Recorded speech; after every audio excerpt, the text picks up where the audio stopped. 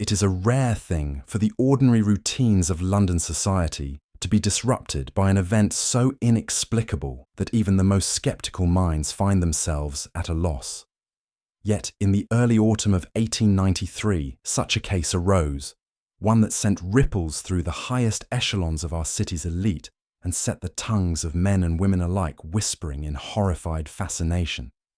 I first heard of it while seated opposite Sherlock Holmes at our modest breakfast table in Baker Street.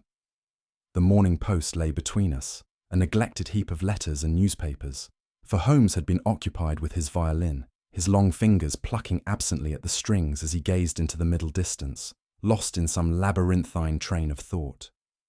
It was I who unfolded the Times and stumbled upon the peculiar notice.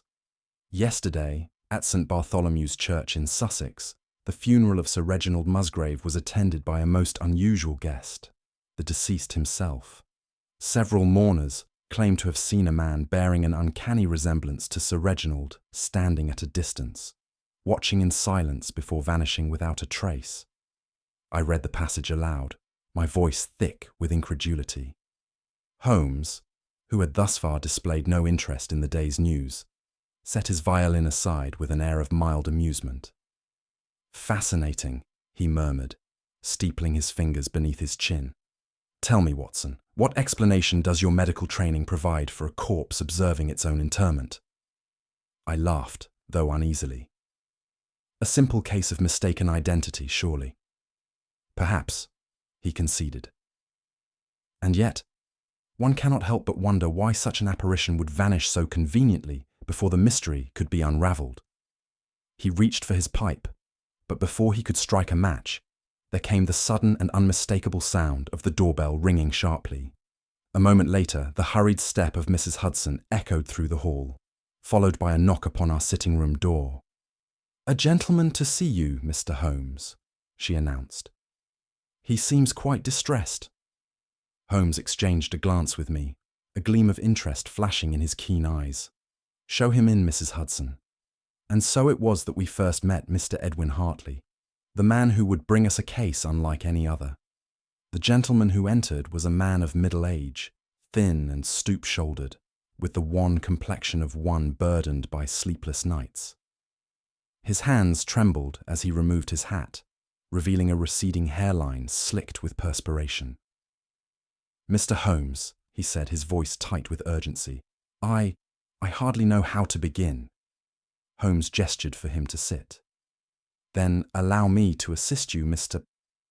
Hartley, Edwin Hartley. I am a solicitor by profession." Holmes nodded. "You are here concerning Sir Reginald Musgrave." The man blinked, his thin lips parting in surprise. "Yes, but how?" "It is written in every line of your face. You are exhausted, yet your collar is crisply starched, suggesting a professional duty that takes precedence over personal comfort. Your watch chain is of moderate value but well maintained, indicative of a man of careful means, precisely the sort retained by old families to manage their estates. And as to the nature of your distress, why, the morning's papers have made it plain enough." Hartley swallowed hard and nodded. Yes. Sir Reginald Musgrave was my client. 2 weeks ago, he was declared dead. His funeral was held yesterday, and I attended the proceedings myself." "And yet?" Holmes prompted. Hartley exhaled sharply, pressing a hand to his temple. "And yet, I swear upon my own life that I saw him, Mr. Holmes. Standing beneath the yew trees at the edge of the churchyard, his face pale, his eyes fixed upon his own casket as it was lowered into the earth, and then just as I turned to call out, he was gone. I could not help but cast a doubtful glance at Holmes, but my companion's expression betrayed no skepticism, only deep concentration. "You are certain it was him?" Holmes asked. "As certain as I am of my own existence." Holmes leaned back in his chair, his fingers drumming lightly upon the armrest. "Then, Mr. Hartley, I suggest you tell me everything, from the beginning." Hartley nodded grimly. "It is a tangled web, Mr. Holmes, one that I fear only you can unravel." Holmes smiled slightly. "Then let us begin." Holmes had listened to Hartley's account with unwavering attention. his fingers pressed together beneath his chin. The solicitor had scarcely finished speaking when he produced a folded letter from his coat pocket. His hands trembled as he held it out.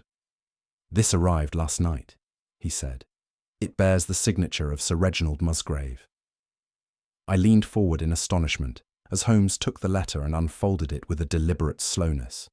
The paper was of fine quality, but the ink had bled slightly, suggesting hurried writing. Holmes's keen eyes darted over the contents, his lips tightening as he read aloud.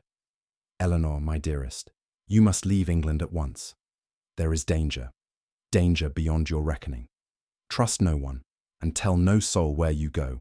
You must flee before it is too late. R.M." A heavy silence followed. Holmes laid the letter on the table and tapped a long, slender finger against the signature.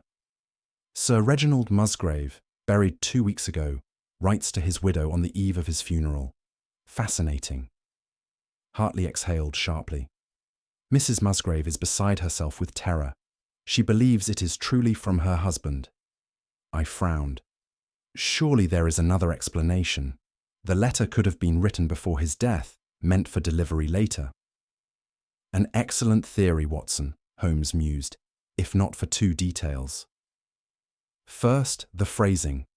This is not a general farewell, but a precise warning tailored to current events. And second, the ink, still fresh, by my estimation, no more than 24 hours old. No, this letter was written after his supposed death." Hartley paled. "Then, Mr. Holmes, are you saying—" Holmes's grey eyes gleamed with anticipation. "I am saying, my dear sir, that we have before us a puzzle of the rarest sort, and I mean to solve it." The peculiar letter had set Holmes's mind ablaze. He rose abruptly, pacing the room as his keen intellect grasped at invisible threads. "This case presents a delicious contradiction," he said. "A man declared dead, buried with solemn rites, and yet," he tapped the letter, "he warns his wife of an immediate and pressing danger. Either we are dealing with a deception of the highest order, or Sir Reginald Musgrave has found a most singular method of escaping the grave." Hartley cleared his throat. "Mrs. Musgrave insists it is his handwriting, though she cannot fathom how it could be. She would know his hand better than any man of law. A promising sign."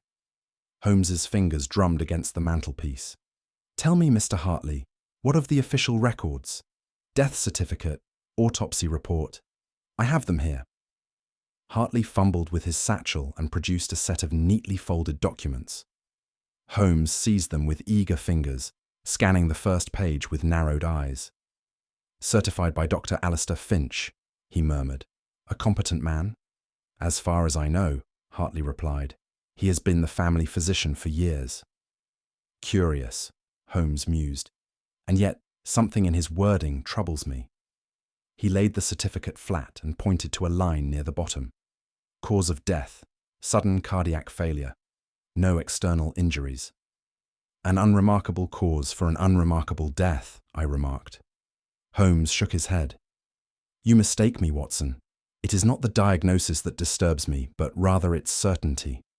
A man in apparent health collapses and expires. Dr. Finch sees no need for further examination." He picked up the autopsy report. "And yet here, the good doctor goes to great pains to state that he found no irregularities, no signs of poison, trauma, or disease. Too thorough, perhaps." Hartley swallowed. "What do you mean, Mr. Holmes?" "I mean, sir," Holmes said, eyes flashing, "that when a report insists so strongly upon what is absent, one must ask, what is being concealed?" He turned abruptly. "Come, Watson. We have tarried long enough. There is a grave in Sussex I intend to visit, if, indeed, it holds what it claims." Our journey to Sussex was swift, though the air was heavy with an unspoken tension that neither I nor Holmes could shake off.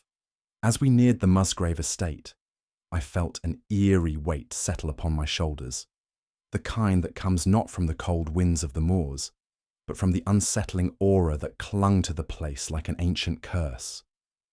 The estate itself stood in stark contrast to the surrounding hills, an imposing structure, its grey stone walls softened only by the creeping ivy that clung desperately to its sides. The house seemed to sag under the burden of its own age. Yet its appearance was not as troubling as the whispers that reached our ears as we approached the front door. The servants, those who remained in the household, looked upon us with wary eyes, their faces etched with fear, as though the very ground upon which the house stood had been cursed by the events that had unfolded there. They spoke in hushed tones of strange happenings, of doors creaking open in the dead of night, of a figure standing at the window and gazing out as if waiting for something or someone. Holmes paid no heed to these rumours, his mind already moving at a pace that left me struggling to keep up. "They are the product of overactive imaginations," he said briskly as we made our way past the trembling butler. "Yet I find it curious how often truth is concealed behind the veil of superstition." At the top of the stairs, Holmes paused. "The late Sir Reginald Musgrave's return from the grave, Watson.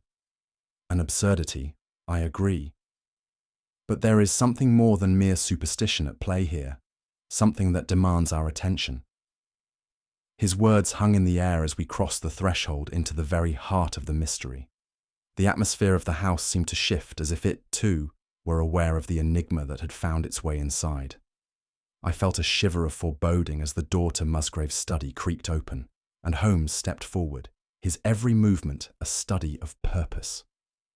Holmes moved with swift decisiveness through Musgrave's chambers, his sharp eyes examining every detail, his mind already at work on the puzzle before him. I followed closely, noting the subtle oddities that even I could not explain. The room, once rich with the trappings of Sir Reginald's wealth and taste, was eerily bare. The furniture, once plush and well-placed, had been rearranged with what seemed to be no rhyme or reason. The shelves, once laden with books, now stood empty, save for a few discarded volumes, the spines torn as though they had been hastily removed. I glanced at Holmes, who had already moved to inspect the desk, pulling open drawers with practiced ease. "Do you see it, Watson?" he asked, not turning from his task. I hesitated before answering, for I was uncertain of what he meant. "It's as though someone wanted to erase all signs of recent activity," I replied slowly, my voice filled with an unease I could not fully place. Holmes turned to me then, his sharp gaze piercing. "Precisely. The man who lived here was no fool. Musgrave was an intelligent and methodical man, yet the room shows signs of hasty removal. Not a sign of life in weeks, and yet his personal papers, his books, gone. Who would do such a thing? And why?" I felt the chill in his words, for I knew that Holmes was on the brink of something significant, something that could change the entire course of this case. Holmes moved to the window, peering out over the vast estate below. A man's study should reflect his mind, and yet, what we see here is not a place of intellectual pursuit, but of flight from something or someone. He paused, his expression inscrutable. "A mystery, Watson, and one that I intend to solve." I watched him with growing admiration as his deductions fell into place with eerie precision. If ever there were a case that demanded the full force of Holmes's intellect, it was this.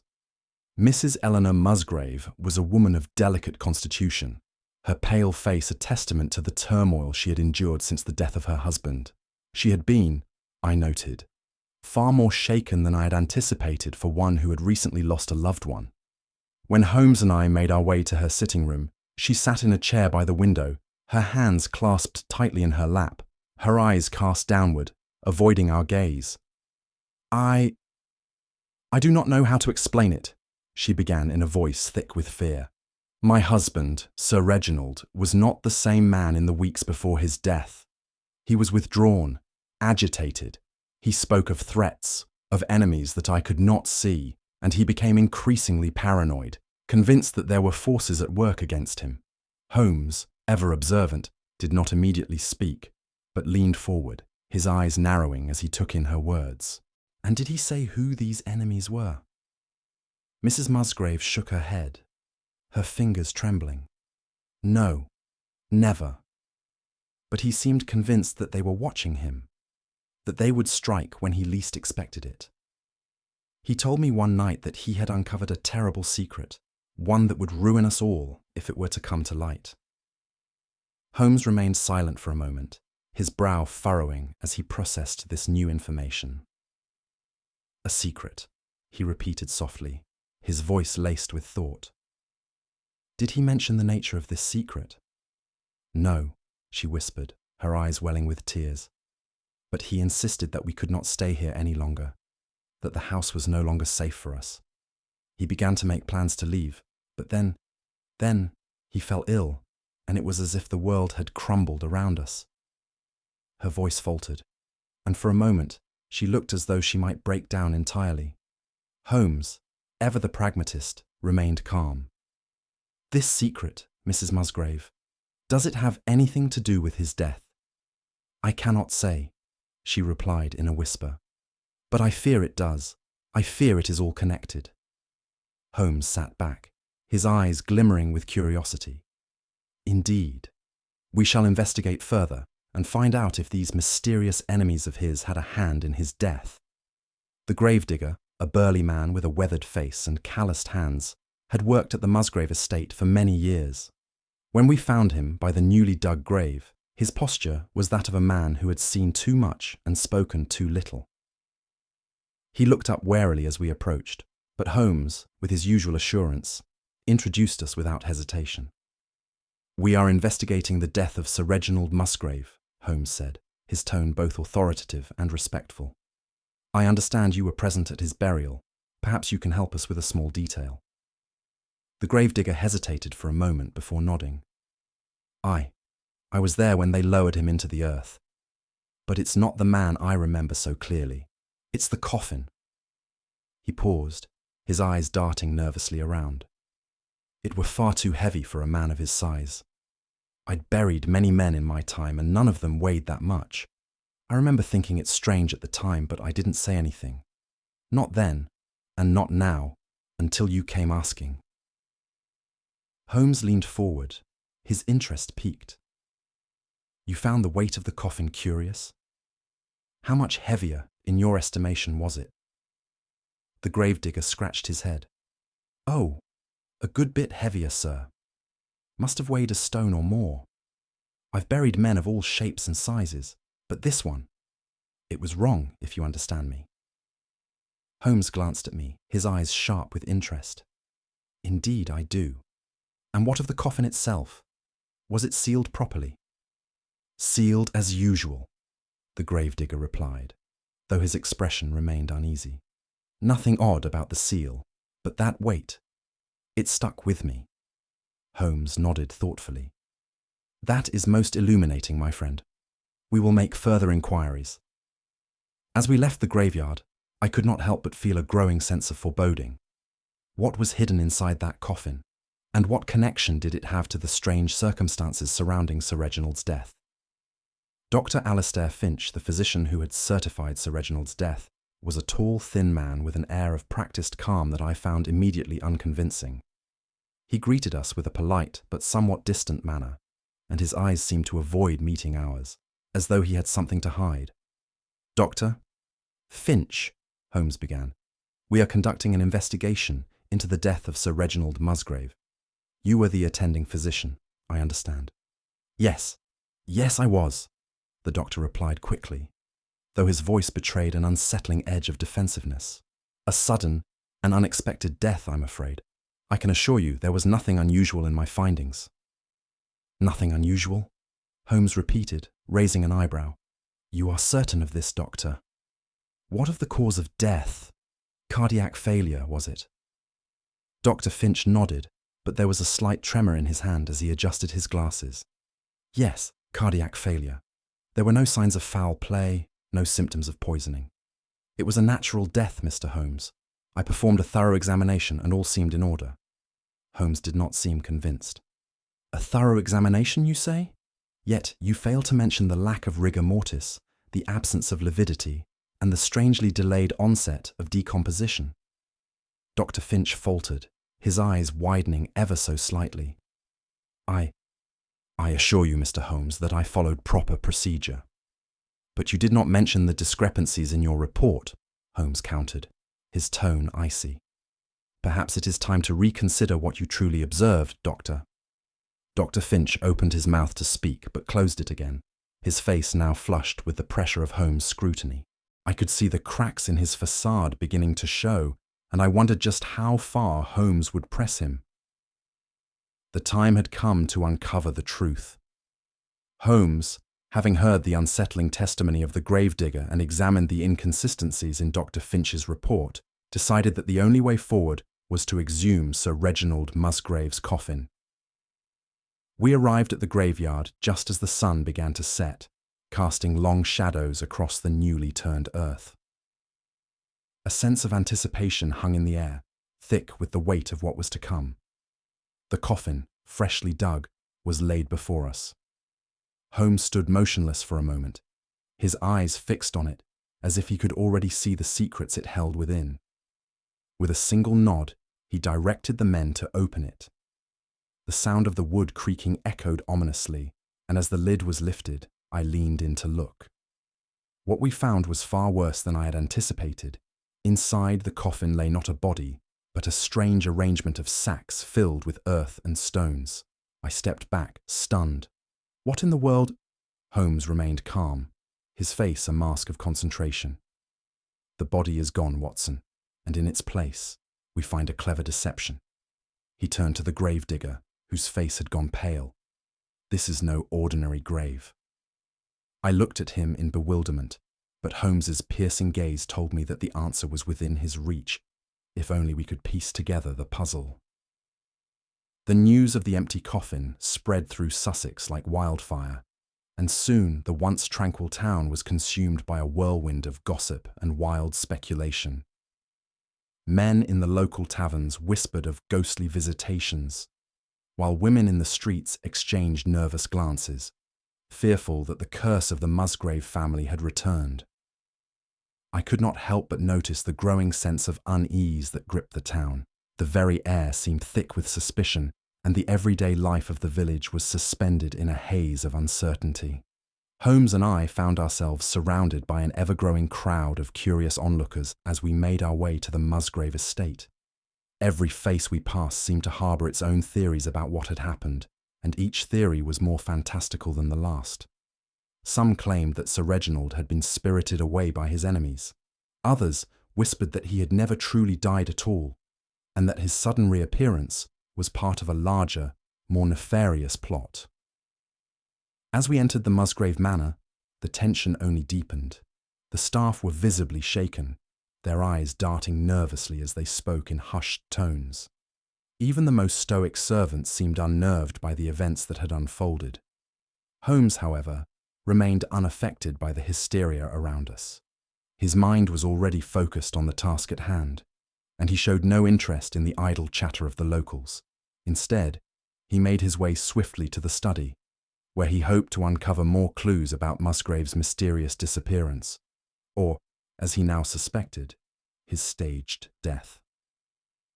As we passed through the halls, I could not help but notice how the whispers of the town seemed to follow us like a shadow, their speculation growing ever more wild as the mystery deepened.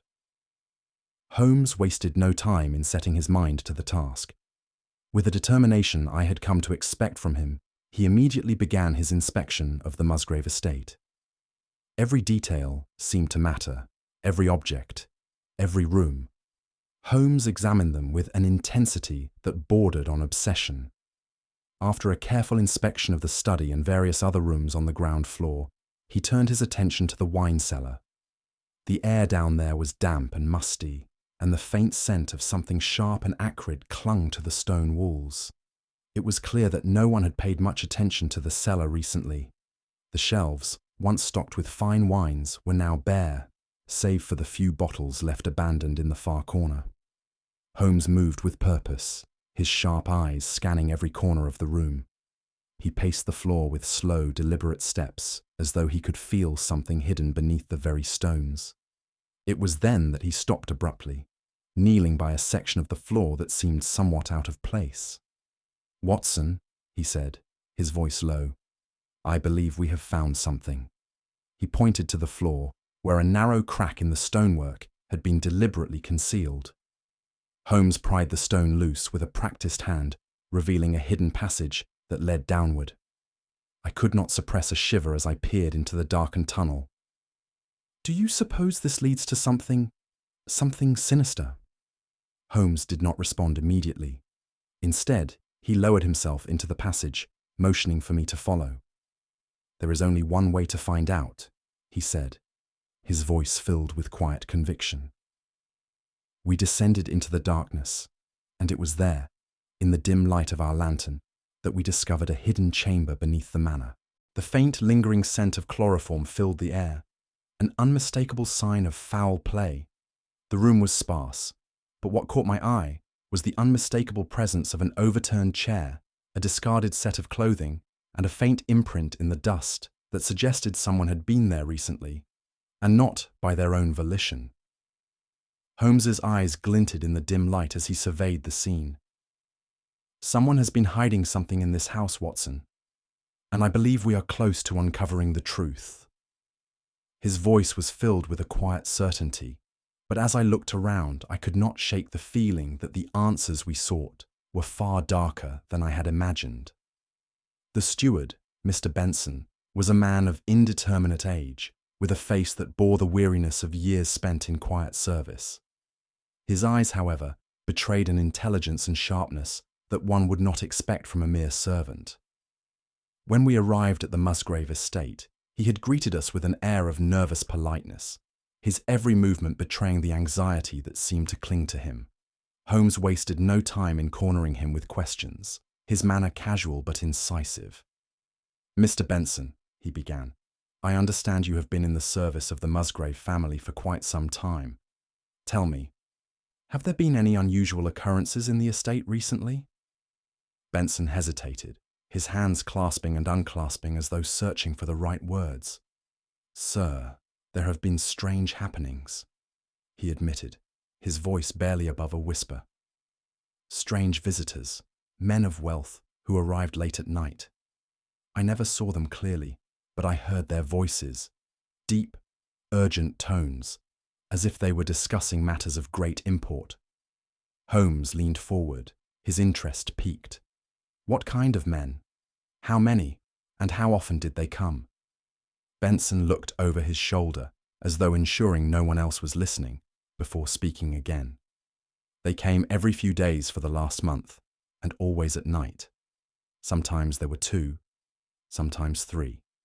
They never stayed long, but always left in haste.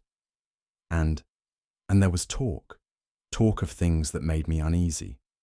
They spoke of money, of debts, and of a plan, though I could never make out the details." Holmes's eyes shone with the intensity of a man who had caught a scent. "Did any of these visitors ever speak to Sir Reginald directly?" Benson swallowed. I never saw them speak to him, but I heard them. They were in and out of his study, always with hushed voices. Sir Reginald, though, he was often not himself, always looking over his shoulder, never at peace." Holmes rose from his seat, his fingers tapping against his chin as he turned to me. "Watson, it seems we have stumbled upon more than just a man's apparent return from the dead. These visitors and the secrecy they kept are key to unlocking the truth." Benson's fearful gaze lingered upon Holmes, as if hoping the detective could somehow dispel the dark atmosphere that had taken root in his soul. But Holmes was already deep in thought, his mind racing through the possibilities. The next morning, as I sat in Holmes's study, contemplating the information we had gathered, a sudden, urgent knock at the door interrupted my thoughts. Mrs. Musgrave had vanished. The news brought by the Musgrave estate's butler was both alarming and perplexing. The lady of the house, whom we had hoped to question further regarding her husband's paranoia and mysterious visitors, had disappeared without a trace. The only clue left behind was a letter, hastily scribbled in ink and left on the mantelpiece, which the butler had found only moments before our arrival. Holmes immediately seized the letter and read its contents with a furrowed brow. The letter, purportedly from Mrs. Musgrave, claimed that she had fled for her own safety, citing an imminent danger that had made it impossible for her to remain at the estate. She made mention of threats to her life, but gave no details as to the source of this threat. "Curious," Holmes muttered, his voice low and filled with suspicion. "Very curious indeed." I took the letter from his hands, reading it for myself, and noted how hurriedly it was written. The ink, though it appeared fresh, had been smudged in several places, as though Mrs. Musgrave had been in a rush when composing it. The handwriting, while legible, was uneven and frantic. Holmes, having read it once more, turned to me with a look of profound insight. "Watson, the letter is a forgery." I blinked, surprised by his certainty. "But how can you be so sure?" Holmes held up the letter, his gaze unwavering. "The handwriting does not match Mrs. Musgrave's known samples. And notice the tone, too formal, too impersonal for someone in such a state of distress. Furthermore, the phrasing is far too precise for someone acting under duress. No, this letter was not written by Mrs. Musgrave at all." I could feel the tension in the room thicken, and I began to understand why Holmes had arrived at this conclusion so swiftly. "So someone else is orchestrating her disappearance, and it's not because of some immediate threat to her life," I said, beginning to grasp the depth of the situation. "Precisely," Holmes replied, his eyes alight with the excitement of the chase. "This is no ordinary case of a woman fleeing in fear. Someone is manipulating events, controlling the narrative to cover their tracks." I felt a chill creep down my spine as I realized the implications of his deduction. Mrs. Musgrave's vanishing was not an isolated event. It was part of a much larger conspiracy, one that Holmes would soon unravel. Our investigation had led us down many strange paths, but the latest clue came from an unexpected source, a cab driver whose seemingly casual recollections would prove to be a turning point in our case. The driver was a burly man with a ruddy complexion, his cap pulled low over his brow. When we found him in the dimly lit stable, he appeared more annoyed than fearful, though it was clear that the events of the previous night had weighed on him. Holmes, with his usual tact, addressed him in a manner that swiftly put him at ease. "Tell us, good man," Holmes began, "what do you recall of the events of last evening? You drove a lady and a gentleman to the docks, I believe?" The cab driver scratched his chin thoughtfully. "Aye, that's right, sir. It were late. The fog was thick as soup. I didn't like the look of them. Neither of them." "Why?" Holmes pressed, his voice calm yet insistent. "The woman, she was veiled, all in black. The man, well, he didn't say much. Looked like he was dead, or close to it, stiff as a board, his eyes all glassy. I thought it was a strange sort of fare, but they paid well, and they were in a hurry." Holmes's eyes narrowed at the man's words. "A stiff man, you say? And what of the woman? Was she in distress?" "Aye, she seemed nervous, didn't say much, just told me to drive fast. And then, when we got to the docks, they both hurried off like they were being followed." The driver paused, eyes darting to the ground. The man, he didn't move like a living man. He barely twitched. This was enough to ignite a spark of realization in Holmes. He turned to me, his expression one of grave concern. "It is clear now, Watson. Musgrave is alive. He was drugged, transported under the pretense of death, and now he is being smuggled away from the country. And if this woman is whom I suspect, her motives are far darker than we have yet imagined."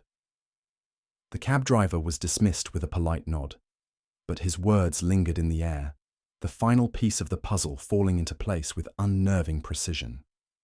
Holmes's mind was already whirling with the implications of this new information, and I could see that his thoughts were racing ahead of me. "The docks, Watson," he said softly. "This is where the final act of this drama will unfold." As we returned to the quiet of our study in Baker Street, Holmes wasted no time in assembling the pieces of the puzzle. He paced back and forth, his long fingers tapping rhythmically against his chin as his mind connected the dots with startling clarity. "The evidence now points to one inescapable conclusion," he said at last. turning sharply to me. Sir Reginald Musgrave, though he was declared dead, is very much alive. But more than that, he is being forcibly kept in hiding, likely against his will. His apparent death was a ruse, orchestrated by none other than Sir Henry Fitzwalter and his associates. I could scarcely believe what I was hearing. But if he is alive, Holmes, why would he not come forward to clear his name? To explain what has happened? Holmes gave a small, mirthless smile. Because, Watson, if Musgrave were to reveal himself, he would be putting himself directly into the hands of those who seek to silence him.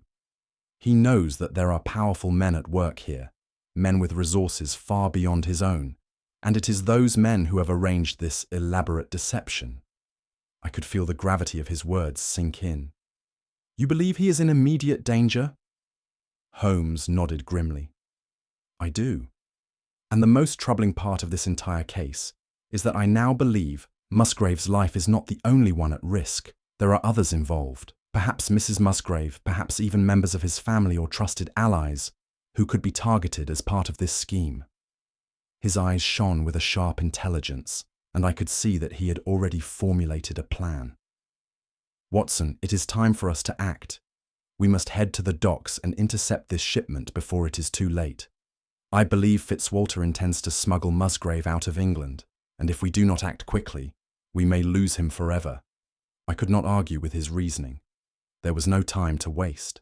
As Holmes and I gathered our coats and prepared to leave, I could feel the weight of the case settle heavily upon my shoulders. The stakes had never been higher, and the danger that lay ahead was all too real. Yet, I knew that if anyone could unravel this twisted web of deception, it was Sherlock Holmes. Having gathered the necessary clues, Holmes set to work devising a plan, a trap, as he called it. His face, usually calm and composed, now bore a look of deep concentration as he began formulating his next move. He paced back and forth, muttering to himself, as he pieced together the strands of the case with his usual methodical precision. Watson, we are on the verge of uncovering something far greater than we have yet imagined, Holmes began, his eyes gleaming with excitement. The cab driver's account has confirmed that Musgrave is alive, but he has been kept in hiding, likely against his will. Now, we must flush out those responsible for his abduction. But how do you intend to do that? I asked, intrigued, but still unsure of the path Holmes intended to take.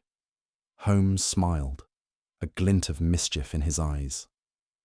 We shall use the one thing that always brings out the guilty party, fear.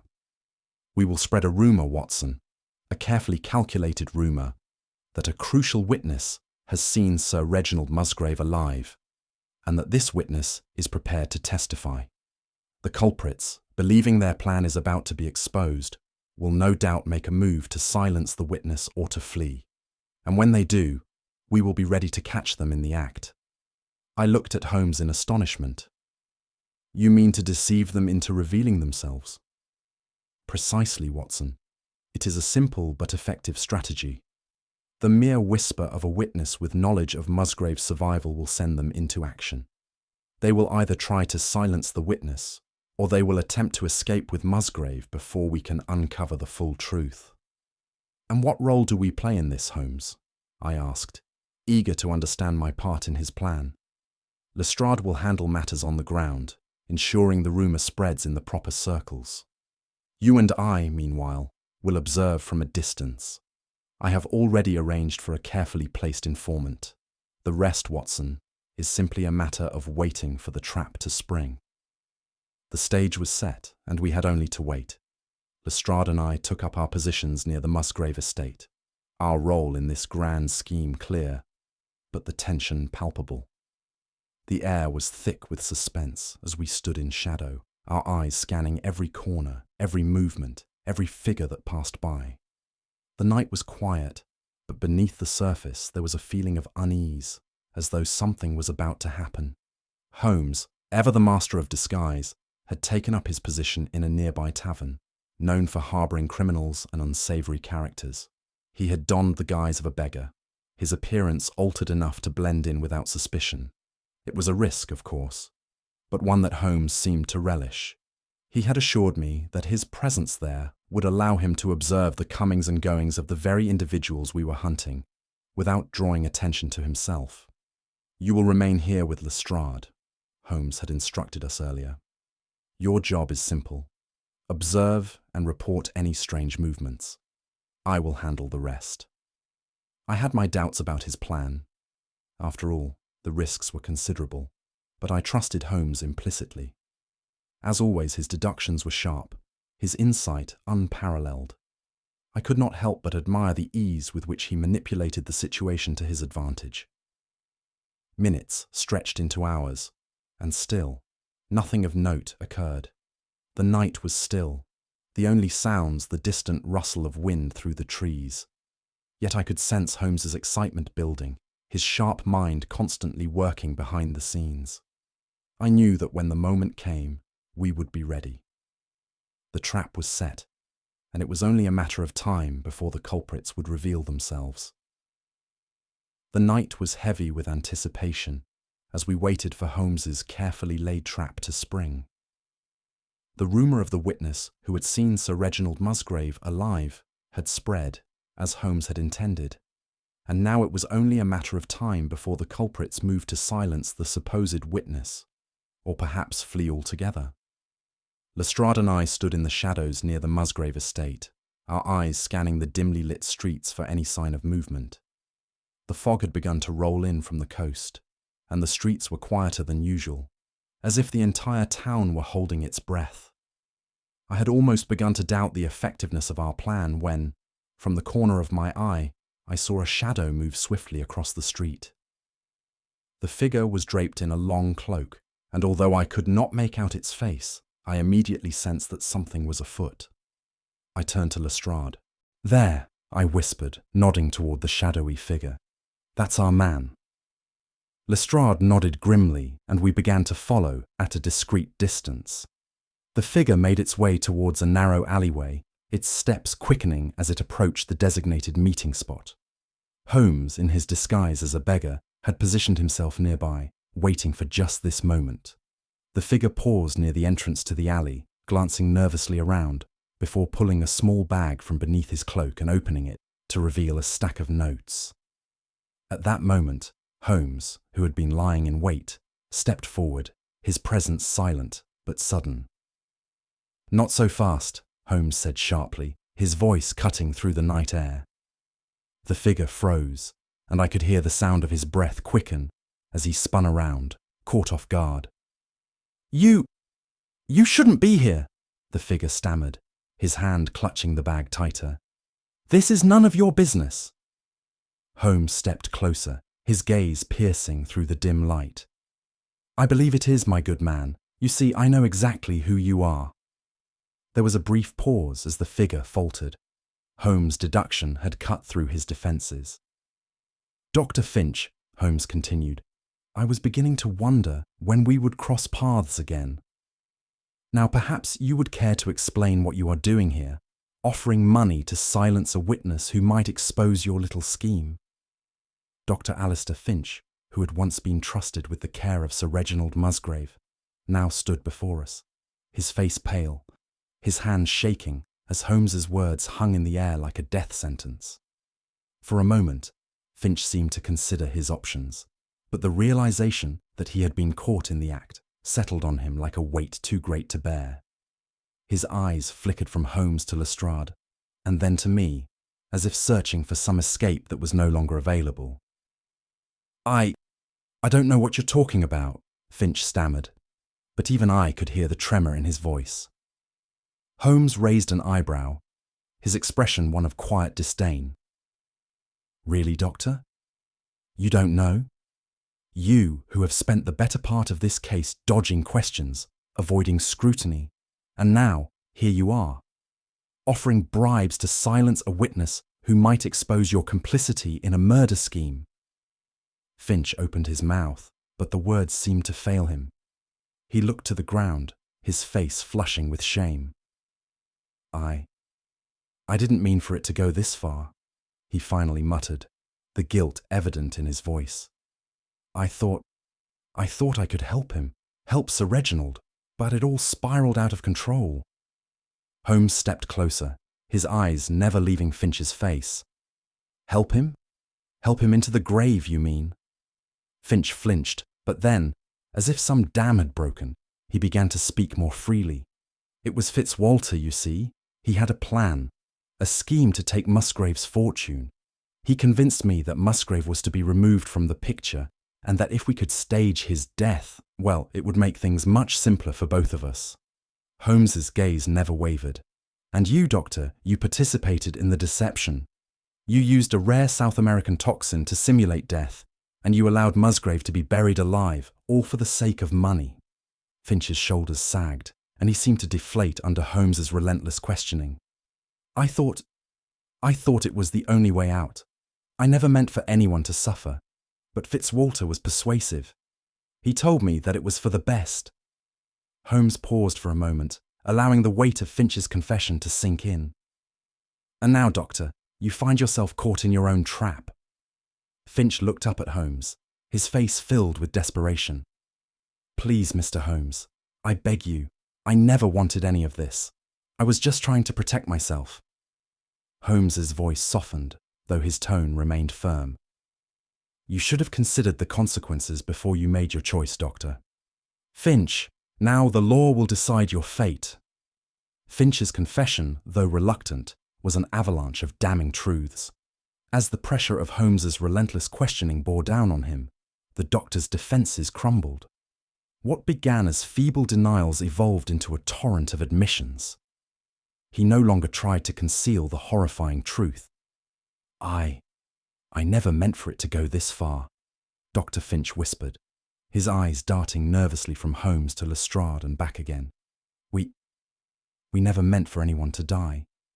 Holmes stood silent for a moment, his gaze unwavering. Yet, a man was declared dead. A man, I might add, who was most certainly alive when his body was buried. Finch's face twisted in anguish. Yes, it was all part of the plan. His voice faltered. Musgrave had enemies. He didn't even know. People who wanted his fortune. Fitzwalter, Sir Henry Fitzwalter. He was one of them. He convinced me that the only way to protect Musgrave's wealth from those who sought to take it was to stage his death. Holmes nodded gravely. And this death? This death-like state? How was it induced? Finch hesitated, his face ashen. A rare poison. A South American toxin. It mimics death. The victim appears to die, but the body remains alive, only trapped in a state that no one can distinguish from death. I used it on Musgrave, and the plan was set into motion. I could feel the chill of his words sinking in. You drugged him and buried him alive. I could not suppress the horror that crept into my voice. Yes, Finch whispered, but Musgrave wasn't truly dead. He was left in a coffin, a living corpse, while we set everything in motion. We thought it would be quick. He would wake up, we would get him out, and he would disappear with the fortune. Everything would be secure. Except, Holmes interrupted, you never counted on the human will to survive, nor the complexity of your own machinations, which have now brought us to this moment. Finch hung his head, the weight of his actions finally dawning on him. We did it for the money, for a future that never came. I thought it was just a means to an end. Holmes' eyes narrowed, his expression hardening. And now, Doctor, we must ensure that the consequences of your choices are brought to light. Finch's trembling hands clutched the edge of the table as Holmes pressed him further. The unravelling of the doctor's role in this ghastly conspiracy had revealed more than we had anticipated. The true mastermind was still at large, and Holmes, ever the strategist, was ready to pinpoint the final piece of the puzzle. You've told us of your part in this, Finch, Holmes said, his tone sharp as a blade. But there is one more crucial detail you must share. Who, I ask you, orchestrated this entire charade? Who stood to benefit from Musgrave's death? Finch's eyes flickered nervously. He looked as though he might try to resist, but the weight of Holmes's piercing gaze was too much. Finally he spoke, his voice barely above a whisper. "It was Fitzwalter, Sir Henry Fitzwalter. He's the one who wanted Musgrave gone. He's the one who planned everything. He convinced me that Musgrave's death would allow him to claim his fortune. He was a partner in their business dealings, and when Musgrave started making strange noises about enemies, Fitzwalter saw an opportunity." Holmes leaned in, his voice now low and deliberate. "So, it was Fitzwalter who set the wheels in motion. It was he who masterminded the plan to steal Musgrave's wealth. He made sure that Musgrave would be killed, all the while making arrangements to have him secretly transported and hidden, should he ever awaken." Finch nodded, his face ashen with guilt. Fitzwalter was the mastermind. He wanted to control everything, and Musgrave's fortune was a key part of his scheme. He knew that if Musgrave were out of the picture, the estate and all the investments would fall into his hands. Holmes turned to Lestrade, his eyes glinting with purpose. "I trust, Inspector, that you are prepared to act immediately. The evidence now points to Fitzwalter, and I will not allow him to escape justice." Lestrade, who had been standing quietly throughout the confession, nodded grimly. "We'll apprehend him at once, Holmes. No time to waste." Holmes turned back to Finch, his voice now cold and final. "Your role in this matter, Doctor. Finch has brought about a terrible tragedy. You may have been manipulated, but you are complicit nonetheless. The law will decide your fate." Finch's shoulders slumped in defeat, and as he was led away, I could not help but reflect on the complexity of the situation. Musgrave's apparent death had been a mere pawn in a much larger game, and now that the mastermind had been revealed, the case was at last on the verge of resolution. Holmes stood still for a moment, his eyes fixed on the door through which Finch had just exited. "Justice will be swift, Watson, but I cannot help but wonder, how many more schemes like this lie hidden in the shadows of the world?" The revelation that Sir Reginald Musgrave was still alive sent a shock through me that I could not shake. His abduction, orchestrated by Sir Henry Fitzwalter, was part of a web so intricate and devious that it could only be uncovered by the keenest of minds. The realization that Musgrave had been drugged and buried alive was chilling, but now the true urgency lay in preventing him from being smuggled out of the country entirely. "Watson, we must act now," Holmes said, his voice laced with quiet intensity. "Fitzwalter has arranged to have Musgrave shipped out of England, and if we do not reach the docks in time, we will have lost him forever." Lestrade and I exchanged grim looks, both of us understanding the gravity of the situation.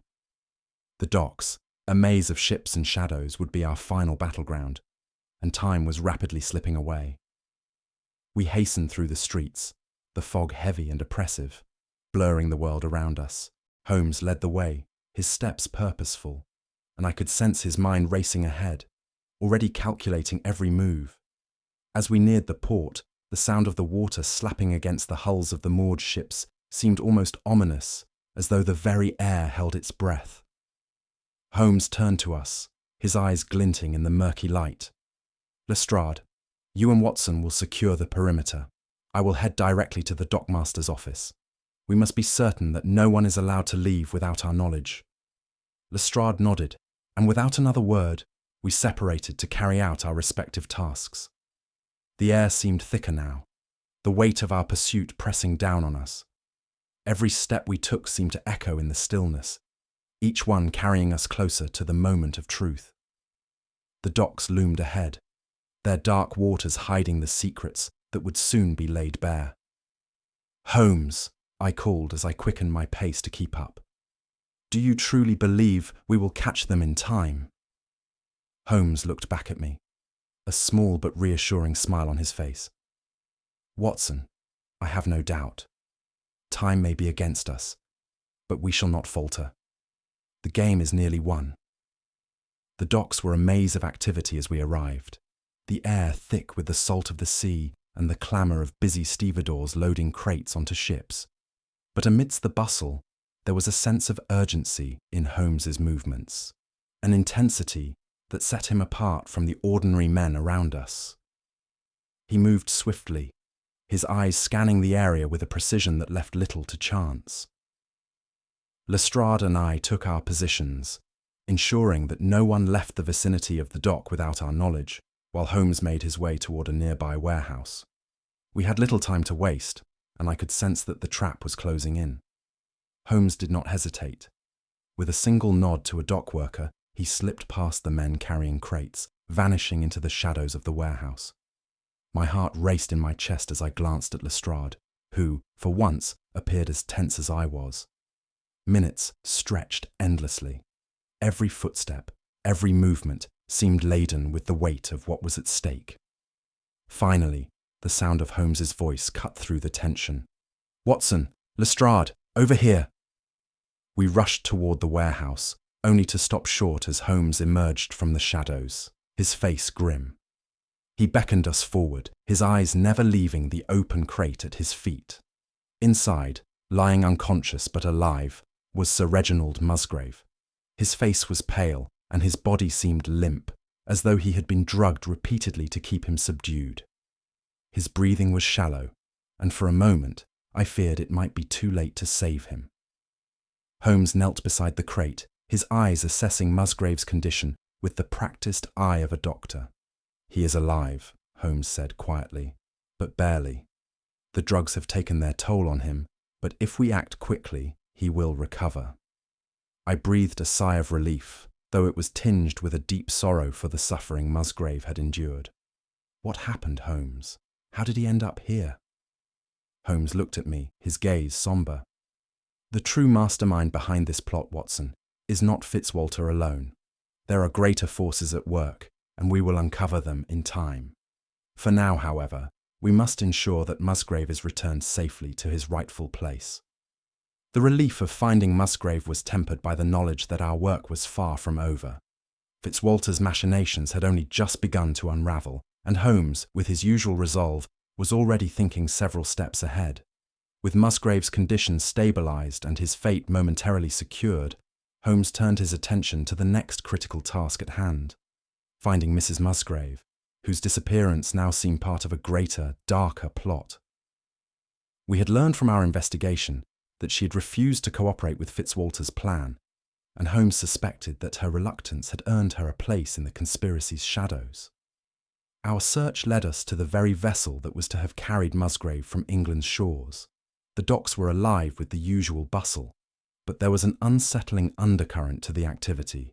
Holmes moved with purpose, his sharp mind already a step ahead of us, and soon we were standing before a ship docked in a secluded part of the port, its flags flapping ominously in the wind. Lestrade and I followed Holmes aboard, where the oppressive atmosphere of secrecy weighed heavily. The crew, though outwardly indifferent, shot nervous glances in our direction. We made our way below deck, guided by the sounds of the ship's creaking timbers. It was in a dimly lit cabin near the rear of the ship that we found her, Mrs. Eleanor Musgrave. She was seated in a chair, her hands bound, her eyes wide with terror. The sight of her brought a fresh wave of urgency to Holmes's already rapid pace. Mrs. Musgrave blinked at us in disbelief, the fear evident in her face. "You must take me away," she gasped, her voice ragged. "They plan to send me away, silence me, as they did my husband. I refused to comply, and so they locked me here." Holmes' expression softened ever so slightly. "You are safe now, Mrs. Musgrave. We shall ensure that you return to your rightful place." He turned to Lestrade. "Get her back to shore. We will deal with Fitzwalter shortly." As she was led away, I could not shake the thought that she too was a victim in a much larger game. Holmes, however, was already deep in thought, and I knew that we had not yet seen the end of Fitzwalter's machinations. The clock was ticking, and Holmes's suspicions about Fitzwalter's involvement in the scheme had only solidified as we closed in on him. It was clear to me now that the man had orchestrated the entire deception, using Sir Reginald Musgrave's apparent death as a means of securing his fortune. But as with all criminals, the collapse of their plan heralded a frantic attempt to escape the inevitable consequences of their actions. We found Fitzwalter at the far end of the docks, his every move betraying the anxiety that gripped him. He had likely just learned that his carefully constructed ruse was falling apart, and he knew that the walls were closing in. Holmes, ever the strategist, had foreseen Fitzwalter's flight and was already in position, waiting for the villain to make his move. It was Lestrade who saw him first. "There!" he exclaimed, his hand pointing to the shadowy figure attempting to make his way toward a ship at the far end of the dock. Fitzwalter, his face a mask of desperation, was attempting to board a vessel under the cover of night, hoping to flee before the full weight of his crimes could catch up to him. Holmes's eyes gleamed with the thrill of the chase. "He won't get far," he muttered, his voice low but filled with certainty. We moved swiftly, cutting off Fitzwalter's path before he could even set foot on the ship.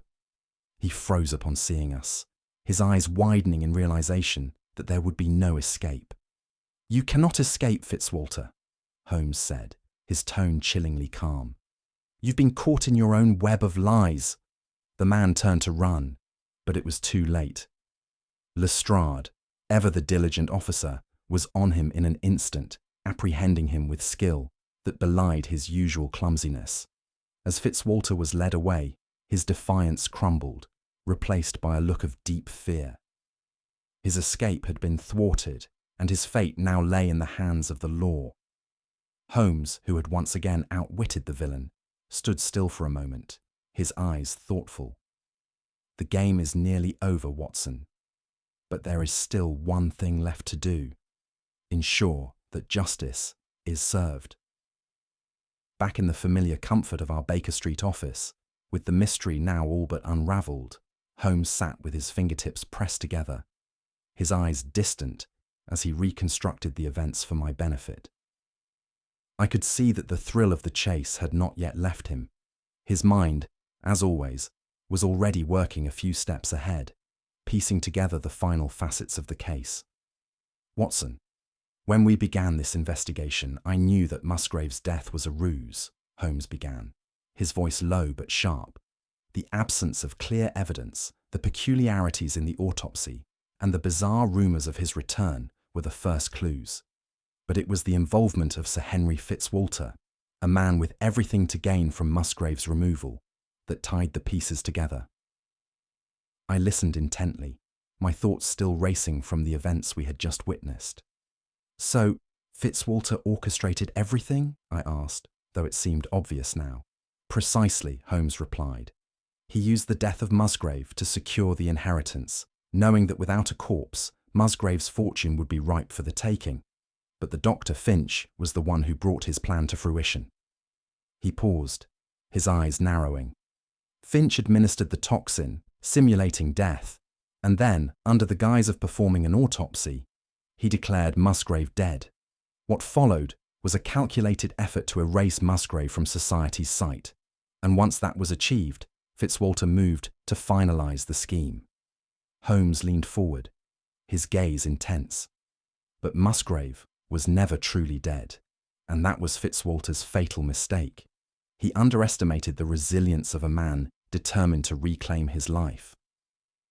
I marvelled at Holmes's clarity. The entire conspiracy had been a game of deception, each move designed to keep Musgrave out of sight and out of mind until Fitzwalter could lay claim to everything. Holmes, with his typical precision, explained the final, critical piece of the puzzle, the poison that had been used to simulate Musgrave's death. I could see how the complexity of the plan had unfolded before him, his mind working through the method with a speed that left me in awe. "Musgrave's apparent death was no accident, Watson," Holmes began, his voice taking on the familiar tone of analytical reasoning. "Dr. Finch employed a rare South American toxin, one known for its ability to induce a death-like state. It was used in much the same way as certain poisons, to leave the victim alive, but in a state of suspended animation." I stared at Holmes in disbelief. "A poison that could mimic death," I repeated. "But surely that's unheard of." Holmes smiled faintly. "Not unheard of, Watson, but rare. The toxin is derived from a species of plant native to the jungles of South America. It causes a profound paralysis that affects the heart and lungs, slowing them to the point where it seems as though the victim has passed. Only with careful examination would the true nature of the affliction be revealed. And Finch, as Musgrave's trusted physician, knew this? I asked, still struggling to comprehend the sheer audacity of it all. Indeed, Holmes affirmed. Finch, though a man of medicine, was swayed by Fitzwalter's promises. He used his knowledge to deceive, ensuring Musgrave's death was deemed natural. And then, with the man effectively out of sight, Fitzwalter proceeded with his plan. So the entire thing was a charade? I asked, still trying to grasp the enormity of it. Holmes's smile deepened. Precisely, Watson. A masterful illusion. And the most dangerous part is that they believed Musgrave would never awaken to expose it. As the days passed, Musgrave's condition steadily improved, his strength returning in slow but sure increments. Holmes, ever the astute observer, had provided a measured regimen of care, ensuring that the victim of this cruel conspiracy was given the best chance for recovery. It was, however, a recovery not just of the body, but of the very essence of his being, a man who had, in the eyes of the world, been dead for so long and now stood at the precipice of reclaiming his life. Musgrave, though weakened, had already begun to speak of his plans for the future, the first flickers of a man awakening from a nightmare. He had been forced to endure more than most men could bear. The deception, the abandonment, and the cruel abandonment of his rightful place in the world. Yet even now, he displayed remarkable resolve, his sharp mind undiminished by the horrors he had endured. As I sat by his bedside one morning, watching him converse with Holmes, our patient's words laced with gratitude, I reflected on the case that had so absorbed Holmes's genius. "A most remarkable case, Holmes," I remarked, my voice tinged with admiration. "How you managed to see through the layers of deception and uncover the full extent of Fitzwalter's scheme is beyond me. The lengths to which that man went, all for the sake of greed." Holmes, sitting in his usual chair, looked at me with a wry smile, his fingers steepled before him. "Ah, Watson," he replied, his voice filled with that characteristic detached wit. "One might say that human nature is a far more predictable thing than we often give it credit for. Greed, after all, is an affliction that often leads to its own undoing." I raised an eyebrow, still processing the intricate steps that had brought us to this point. But to stage Musgrave's death, to manipulate an entire town into believing he was gone. How could Fitzwalter have been so certain that he would succeed? Holmes chuckled softly, the faintest of smiles crossing his lips. "Confidence, my dear fellow, a belief that the truth will remain buried under layers of lies. But, as you have seen, the truth always finds its way to the surface. Fitzwalter underestimated not just Musgrave's resilience, but the very nature of human will." I nodded, my thoughts lingering on the severity of Fitzwalter's actions and the pain that he had caused. But as Holmes continued, I knew he was preparing to close the matter just as neatly as he had opened it. "As for Musgrave," Holmes said, his gaze softening slightly, "he may have cheated death once, but as I told him, Watson, a man may cheat death once, but rarely twice." I chuckled at his words, the weight of the case finally lifting. Holmes had once again solved a complex puzzle, and justice, in its own time, would be served. Fitzwalter would be dealt with by the law, and Musgrave would return to his rightful place. But in the quiet aftermath of the case, as I sat with Holmes and mused on the intricacies of the human condition, I realized that there was something profoundly humbling in the way Holmes worked, his ability to strip away the artifice and reveal the truth, even when it was buried beneath the most insidious of schemes. In that moment, I couldn't help but feel a renewed sense of admiration for my friend, a man whose intellect was as sharp as it was unyielding, whose brilliance could find the answer even in the darkest of mysteries. The world would continue to present its riddles, but with Holmes by my side, I knew that no mystery could stand against the relentless pursuit of the truth. As the case drew to its natural close, I found myself once again in the familiar comfort of 221B Baker Street, seated opposite Holmes in the quiet of our study. Sir Reginald Musgrave was recovering, and justice was swiftly being served to those who had conspired against him. Yet, in the stillness that enveloped the room, a more profound truth began to take shape within me. Holmes, ever perceptive, seemed to sense my thoughts. "You know, Watson," he began, his voice calm but deliberate, "this case was, in many ways, a study in human nature. The lengths to which men will go for power, for wealth, it is almost predictable once one sees through the veil of deceit. Fitzwalter thought he could manipulate Musgrave's life for his own gain, that he could cheat death itself and win. But in the end, Watson, it is the truth that prevails. Always." I considered his words, nodding slowly. And yet, Holmes, how many others have tried the same thing? How many others still think they can escape justice through lies and manipulation? "A good question," Holmes replied, his eyes narrowing in thought. "Perhaps, Watson, the most intriguing aspect of the human condition is the relentless pursuit of truth. No matter how deeply it is buried, it always finds a way to rise to the surface. Fitzwalter's mistake was underestimating that fact." I turned toward the audience, feeling the weight of Holmes's words settle over me. "But I wonder, Holmes," I continued, "what do you think was Fitzwalter's greatest mistake? Was it his overconfidence, or perhaps his failure to account for Musgrave's resilience? Or was it something more subtle, his inability to see the truth as it was, even when it was staring him in the face?" Holmes smiled faintly, but his eyes glinted with the familiar challenge. "What do you think, Watson? I am sure our audience has their own opinions on the matter." "As we reflect on the case and the brilliant deductions that led us to uncover the truth," I said, "I encourage you, dear viewers, to share your thoughts. What was Fitzwalter's biggest mistake? Was it his underestimation of Musgrave, or his overconfidence in his own deception?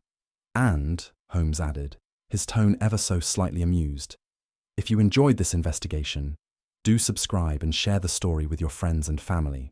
After all, there are always more mysteries to uncover, and in time, there will be more tales to tell."